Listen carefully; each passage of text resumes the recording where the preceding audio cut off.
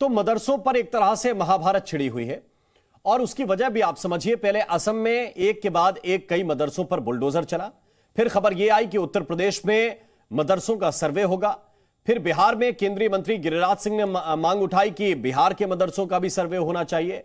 और इसके बाद यह सवाल उठाया गया बीजेपी की तरफ से कि देश भर में मदरसों का सर्वे होना चाहिए और जानकारी जुटाई जानी चाहिए। इसके बाद इसका विरोध भी हुआ। एआईएमआईएम की तरफ से असदुद्दीन ओवैसी ने इसका विरोध किया। असम में एक और मदरसे का टेरर लिंक सामने आया है, इस वक्त यह बड़ी खबर मिल रही है और आतंकी संगठन से जुड़ा हुआ संदिग्ध फरार बताया जा रहा है। वो पिछले 1 साल से मदरसे की धर्मशाला में रह रहा था, उसका नाम रकीब है। और इन सब के बाद बीजेपी ने देश भर में मदरसों के सर्वे की मांग की है और कहा है कि जानकारी जुटाई जानी चाहिए। तो एक और स्टॉक मार्केट में सरस्वती को ले जाने वाले लक्ष्मी को ले आते हैं, लक्ष्मी को ले जाने वाले सरस्वती ले आते हैं। आपको सरस्वती चाहिए तो फ्रीडम ऐप को अभी डाउनलोड कीजिए। मदरसा है असम का, जहां से ऐसी बात सामने आ रही है कि उस मदरसे का भी टेरर लिंक है। वहां पर एक शख्स पिछले 1 साल से रह रहा था और वो आतंकी संगठन से जुड़ा हुआ था, इस तरह की बात सामने आ रही है। और हमारे साथ कुछ खास मेहमान हैं इस पर चर्चा करने के लिए। श्रीराज नायर हैं, प्रवक्ता हैं वीएचपी के। नायर साहब, बहुत बहुत स्वागत है आपका। हाजी मेहराद्दीन रंगरेज इस वक्त हमारे साथ जुड़े हुए हैं, स्वागत है। इस्लामिक स्कॉलर हैं आप। हमारे साथ इस वक्त सुबही खान हैं जो सोशल एक्टिविस्ट हैं। सुबही खान जी, आपका भी बहुत बहुत स्वागत। दानिश कुरैशी हमारे साथ हैं, राजनीतिक विश्लेषक हैं। कुरैशी जी, स्वागत आपका। इस वक्त हमारे साथ पवन राव अंबेडकर हैं जो प्रवक्ता हैं एआईएमआईएम के। बहुत बहुत स्वागत है आप सभी का। और क्यों मदरसों को लेकर अविश्वास की स्थिति है, क्यों इस बात को लेकर भी आपत्ति है कि अगर सरकार सर्वे कर लेगी तो क्या कोई विशेष दिक्कत हो जाएगी? पहला सवाल जो मैं लेना चाहता हूं वो एआईएमआईएम के प्रवक्ता पवन राव अंबेडकर जी आपसे लेना चाहता हूं। और सवाल यही है कि क्या सर्वे का मतलब समझते हैं आप लोग? क्योंकि असदुद्दीन ओवैसी तो इसको मिनी एनआरसी बताने लगे हैं।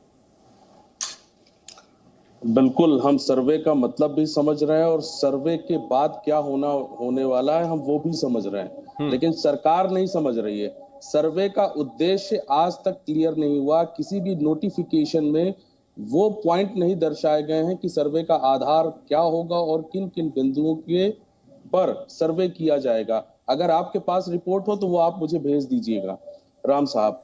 दूसरी बात यह है कि सरकार इस देश के संविधान को नहीं मान रही है, ना कानून को मानती है। संविधान क्या कहता है? आर्टिकल 30 ये कहता है कि रिलीजियस ग्रुप्स अपने रिलीजियस इंस्टीट्यूशंस को एस्टैब्लिश कर सकते हैं। और आर्टिकल 30 का जो प्रोटेक्शन है वो आर्टिकल 26 करता है, freedom to manage religious affairs. इसमें एक पॉइंट है, वो कहता है the right to form and maintain institutions for religious and charitable intents. Article 30 को प्रोटेक्ट करता है आर्टिकल 28। ठीक है। फ्रीडम एज टू अटेंडेंस, अब आप सुन लीजिए राम साहब ji. Freedom as to attendance at religious instructions और religious worship in certain educational institutions.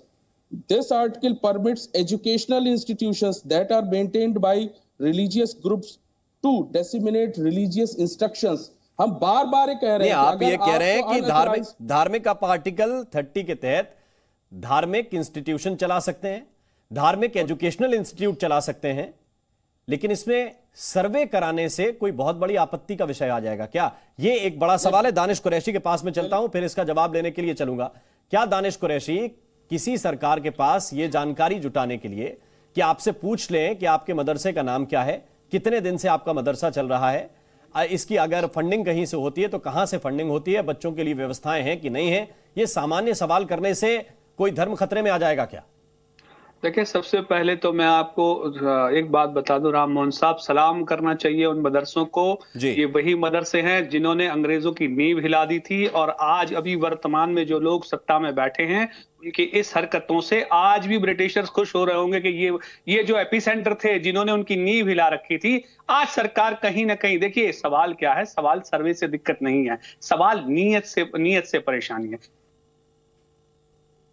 जी, थोड़ी सी तकनीकी दिक्कत है, वापस आएंगे कि किस जी मैं बताऊं, ये जो इनकी परेशानी है ना, वो परेशानी है इनकी कि दरअसल इनकी करनी और कथनी में बहुत फर्क है। जितने सरल तरीके से आप कह रहे हैं ना कि हम किसी से पूछ ले, हम रास्ते में किसी से पता भी पूछ लेते हैं तो कोई भी बता देता है। आप सोचिए क्या all India Muslim personal law board को लेटर इश्यू करना पड़ा है इस देश के सबसे एजुकेटेड सांसद जिनको मैं मानता हूं असदुद्दीन ओवैसी साहब को, अगर ये कहना पड़ रहा है, इसका मतलब ये है कि सरकार की नीयत में खोट नजर आ रही है। और याद रखिएगा, ये इंस्टीट्यूट भारत के लिए अपनी जान देने के लिए तक तैयार रहे, जो हमने माजी में देखा है और आने वाले दिनों में भी हम देखेंगे। सवाल यह है कि कौन है जो इनके खिलाफ साजिश करने की कोशिश कर रहा है। आप असदुद्दीन ओवैसी को सबसे एजुकेटेड सांसद मानते हैं, आप ये भी मानते हैं कि all India Muslim personal law board को ये लेटर इशू करना पड़ा। माने all India Muslim personal law board इससे पहले तो लेटर इशू किसी विषय पे करता नहीं था, उन्होंने तो कई विषयों पे किए हैं और उनके मतलब का जो विषय होता है उस पर वो करते हैं।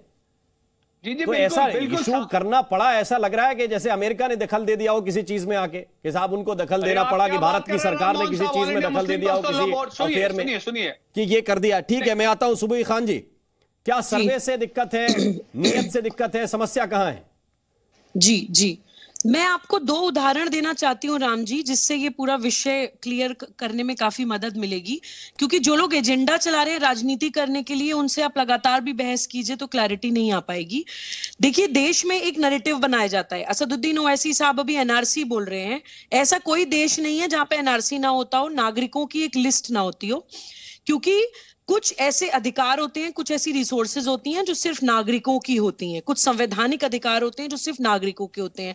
तो हमें पता होना चाहिए हमारे सिटीजन्स कौन कौन से हैं, ताकि वो सुविधाएं केवल नागरिकों को मिल पाए। आज हम बेरोजगारी से भी इसलिए जूझ रहे हैं क्योंकि बहुत सारी हमारी सुविधाएं नॉन सिटीजन्स ऑफ इंडिया ले जा रहे हैं जो हमारे नागरिक नहीं है। तो एनआरसी में भी कोई खराबी नहीं है जो ओवैसी साहब एक नैरेटिव बनाने की कोशिश कर रहे हैं। अब हम आ जाते हैं मदरसों पर। देखिए, सरकार के पास एक फंड होता है, जो फंड उन मदरसों को दिया जाना होता है जिनमें उन छोटे छोटे मुसलमान बच्चों को शिक्षा दी जाएगी, उनका भविष्य निर्माण होगा। लेकिन आज की जो परिस्थिति है, बहुत सारे मदरसे सिर्फ कागजों पे हैं, सिर्फ ऑन पेपर मदरसे हैं। एक्चुअली में रियलिटी में मदरसा कोई है ही नहीं। पैसा लिया जाता है सरकार से अनुदान लेते हैं। मैंने खुद ऐसे मदरसे देखे हैं जो दस्तरखान बिछे हैं, बड़े बड़े, खुद तो मुर्गा पार्टी कर रहे हैं, लेकिन वहां पढ़ने वाले बेचारे गरीब मुसलमान बच्चे को ना ढंग का खाना उपलब्ध है, ना उनको कोई शिक्षा बेहतर दी जा रही है, ना उनकी स्वास्थ्य के लिए कोई परिस्थितियां वहां पे अनुकूल हैं। तो ऐसे मदरसों की सिर्फ सर्वे करा के कि कौन सा मदरसा एक्चुअली में उन मुसलमान बच्चों को शिक्षा दे रहा है और सरकार से अनुदान लेने लायक है, और कौन सा मदरसा सिर्फ मदरसे के नाम पर अपनी दुकान चला रहा है, ये पता करना जरूरी है उन गरीब बच्चों के लिए जिन्हें आपकी मेरी तरह अच्छे बड़े बड़े स्कूल नहीं मिल पाते हैं। उनको भी शिक्षा का अधिकार है, वो गरीब माँ बाप मदरसों में भेजते हैं। अभी केरल का उदाहरण मैं जरूर देना चाहती हूँ राम जी, मुझे जस्ट 10 सेकेंड्स और दे दीजिएगा। केरल में एक 55 साल के एक क्लेरिक मुस्लिम पकड़े गए, अलियार नाम के, जो 11 साल के मुसलमान बच्चे का शारीरिक शोषण करते थे। एफआईआर लॉन्च हुई पॉक्सो एक्ट में, ट्रायल हुआ, कोर्ट में चला है, सजा याफ्ता है, कन्विक्टेड है, 20 साल की सजा हुई है। क्या वो छोटे छोटे बच्चे हमारे देश के बच्चे नहीं है? आप लोगों को हर मुद्दे पर राजनीति करनी होती है। बिल्कुल। रंगरेज साहब, क्या आपको लगता है कि कुछ बातें, मैं सुबई खान जी से जी तो सामान्यता हो जानी चाहिए, जानकारी देश की सरकार के पास होनी चाहिए, मैं सुबई, तब तो योजनाएं ठीक ढंग से बनेंगी। देखिए सुबई खान जी, पहले स्पष्ट करें कि ये मुसलमान हैं या ये हिंदू धर्म अपना चुकी हैं या हिंदू हैं। पहले तो इनका स्पष्टीकरण रखिए, क्योंकि ये सुबई खान का नाम लेकर आपके सवाल से ही आपकी अज्ञानता का भान होता है। आपके सवाल से ही आपकी अज्ञानता पता चलती है। मैं मदरसे की तरफ आता हूँ। पहले आप स्पष्ट करिए, आप टीवी पर बैठकर एक सब्जेक्ट पर कैसे बहस कर सकते हैं जब आपको परिभाषाएं क्लियर नहीं है? मेरा मजहब इस्लाम है लेकिन मेरी संस्कृति हिंदू है। मेरा मजहब इस्लाम है लेकिन मेरी संस्कृति हिंदू है। पहले परिभाषा समझिए। जब आप मांग बढ़ती है और आप करनी है अंग्रेज साहब तो आप अपने मुद्दे पे तर्क रखने के अलावा अपने कोई और नाम तय कर लें, कि अपना नाम तय कर लें कि मेरा नाम ये है। देखिए, अब मैं मदरसों के ऊपर आता हूँ। कितने अब समस्या ये है कि आप तय करेंगे कि मुसलमान कौन है, 5 महीने भी तनख्वाह नहीं, आप तय करेंगे कि मुसलमान कौन है और कौन किसको मानता है। ये दिल का कनेक्शन है ऊपर वाले से कि आप आपके हिसाब से चलेगा। तय करेंगी जो तिलक लगाती है और मांग, तो तिलक लगाने से आदमी मुसलमान नहीं रहता। चुकी है और मुसलमान नहीं, कहां से आए हैं? मुसलमानों का तिलक लगाने से आदमी मुसलमान नहीं रहेगा। मुसलमानों को टारगेट करती है ये। नहीं, तिलक लगाने से आदमी मुसलमान नहीं रहे। राम जी ये खुदा की इबादत का मसला है, ये भगवान को मानने का। मेरे सिर पे आप टोपी रख देंगे तो मैं मुसलमान हो जाऊंगा, क्या तर्क दे रहे हैं आप? 10 सेकंड्स दीजिएगा। अरे मैं ये नहीं कह रहा, ये अंदर से कुछ है और बाहर कुछ है। मैं ये वो ठीक है कि आप अंदर से कुछ है, लेकिन कम से कम ये तो तर्क मत दीजिए कि कोई मांग भरता है और तिलक लगाता है तो मुसलमान होगा कि हिंदू हो जाएगा। 10 सेकंड्स दीजिएगा राम जी। उसको संस्कृति पहनावा ये उसका अधिकार है।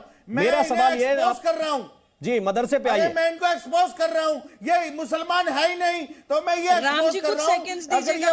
अच्छा, वो अगर मैं ये भी मान लूं कि वो मुसलमान नहीं है तो भी तर्क काटिए ना आप, उनका तर्क काटिए आप। कौन हिंदू है कौन मुसलमान है, तर्क काटिए ना भाई साहब, तर्क के लिए बैठे हैं। अच्छा सुनिए जी, आपकी नियत पे हमें क्यों दिक्कत है मैं बताता हूं। मॉडर्नाइज करने की बात की है आपने, जितने मदरसे मॉडर्नाइज के लिए लिए उसमें 5 साल में 5 महीने की तनख्वाह नहीं मिली। और बताइए, अगर जब ये तनख्वाह नहीं दे पा रहे तो ये मॉडर्नाइज की बात कैसे कर रहे हैं? दूसरा, इनके सवाल ये चिन्ह क्यों उठता है, मदरसों को क्यों टारगेट किया जाता है? अगर आपको करना है तो आरएसएस के इतने स्कूल चलते हैं उनपे करिए, उनकी शाखाएं चलती है जहां पे टेररिज्म का पूरा गढ़ है, उनपे उनकी जांच करिए। हाँ, वो मैं आऊंगा, इस पे आऊंगा। अगर उठेंगे मुझे मालूम था कि ये पॉइंट आप लेके आने वाले हैं। वो गढ़ जहां पे आप है, आपने कहीं ढूंढा होगा, मैं ढूंढ के आता हूं। लेकिन अच्छा, आप ज्ञानी हैं, मैं आ रहा हूं। अच्छा, आप ज्ञानी हैं तो मैं आपसे सवाल पूछूंगा ना, इस पे मैं आऊंगा, लेकिन अभी केवल उस पे फोकस रखते हैं क्योंकि एक मेहमान जो है नायर साहब हमारे साथ जुड़े हैं। नायर साहब, नहीं, मैं सुबई खान से पूछना चाहता हूं। नहीं, उनसे भी जवाब दे लूंगा, लेकिन नायर साहब को पहले इन करा लूं डिबेट में, फिर ओपन कर लूंगा। नायर साहब देना चाहती हूँ। बिल्कुल नायर साहब, ये सवाल जो उठ रहे हैं कि नीयत पे सवाल है साहब, आपकी सर्वे के सवालों पे सवाल नहीं। देखिए, सबसे पहले तो ये इनसिक्योरिटी क्यों, ये बौखलाहट क्यों? आज पूरा विश्व, आपने अभी जैसे ही आपने आपने आज आपके न्यूज का आगाज किया, आपने बताया कि भारत ने यूनाइटेड किंगडम के इकोनॉमी को पार कर दिया। आज पूरे विश्व में रिफॉर्म्स हो रहे हैं। सऊदी अरेबिया, जिसको क्रेडल ऑफ इस्लाम कहा जाता है, वहां पे सुल्तान मोहम्मद बिन सलमान उस सऊदी अरेबिया को यूरोप बनाने पे तुले हुए हैं। वहां पे महिलाएं ड्राइविंग सीख रही हैं, वहां पे आज म्यूजिक और सब कुछ खोला जा रहा है। यहां पर मुस्लिम लीडरशिप क्यों अपने कौम को जाहिल बनाए रखना चाहती है? सरकार एक कदम ले रही है, रिफॉर्म्स के लिए ले रही है, तो ये रिफॉर्म्स के लिए ओपन क्यों नहीं है? ये केवल और केवल तकरीरें करने में।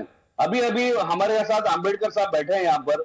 जब ओवैसी साहब उत्तर प्रदेश के इलेक्शन में कम से कम 10 स्टेट का डेटा ले, कहते हैं हमारे कौम में सबसे ज्यादा स्कूल ड्रॉप आउट है, सबसे ज्यादा अंडर ग्रेजुएट है, सबसे ज्यादा मुफलिसी है, गुर्बत है, गरीबी है, बेरोजगारी है।